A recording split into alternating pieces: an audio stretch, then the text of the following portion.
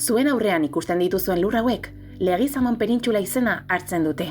Ibaizabal Nerbioi ibaiak inguratzen duena Etxebarritik igarotzean. Leku honen garrantzia funtsezkoa da Bizkaia osoaren garapena ulertzearren. Alabaina, nortzuk izan ziren legizamondarrak? Eta zergatik izan zen leku hau hain garrantzitsua?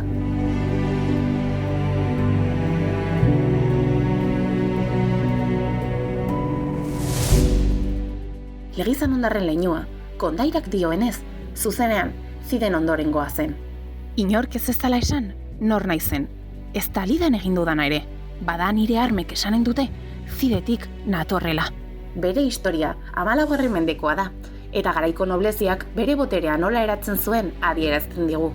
Bere tituluekin ez ezik, arkitekturaren bitartez ere, dorre bat eta zubi bat eraikiz, bere estatusa eta kontrola erakusteko, baita burdinola eta errota bat ere produkzioa menperatzeko.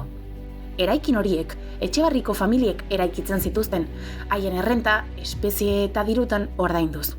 Finean, euren baliabideak zein bizitzak ere kontrolatzeko modua zen. Hots, Legizamondarrak Etxebarriko bidearen zati bat menderatzen zuten, Lautada eta Bermeoren arteko merkataritzaren funtsesko bat. Ura kontrolatzeko liskarrek, inguruko familia handiak, Legizamondarrak kasu, defentsarako dorretxeak eraikitzera eraman zituzten. 1310 Bilboko hirigutuna berrestearekin batera, bide hori eta bertan salerosketa oro debekatu egin ziren. Horrela, merkatariek Bilbotik igaro behar izan zuten eta horrek merkataritza monopolioa eman zion eta denborarekin Bermeoren gaineko nagusitasuna.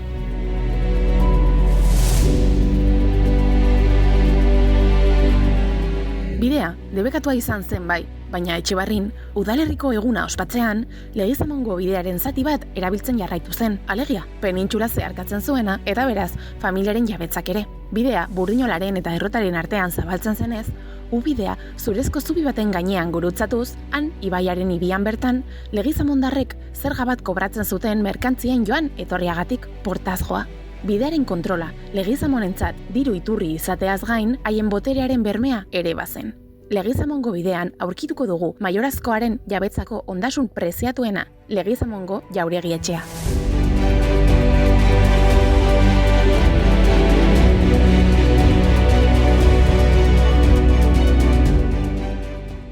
Kukuiaga auzoaren goialdean dagoen dorre batekin hasi zen dena.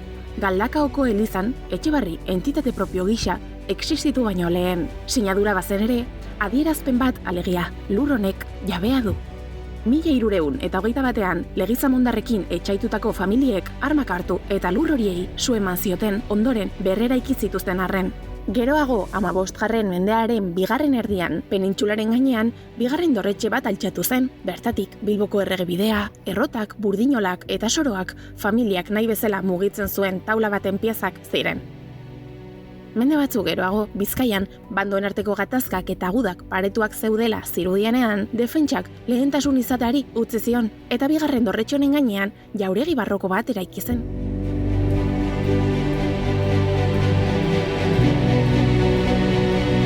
Bano simetriko eta gutxieneko apaingarrien artean elementu bakar bat nabarmentzen zen. Armarria, Legizamondarrak izandako guztiak gogora ekarriz.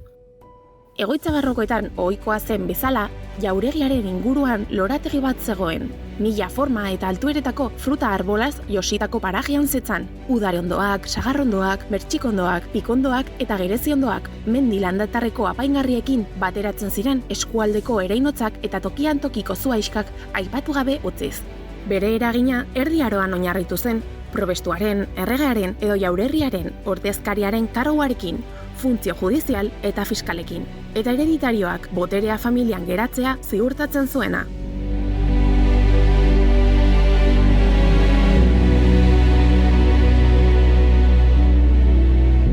Burdina gehiago, garia baino, industria gehiago, landa baino.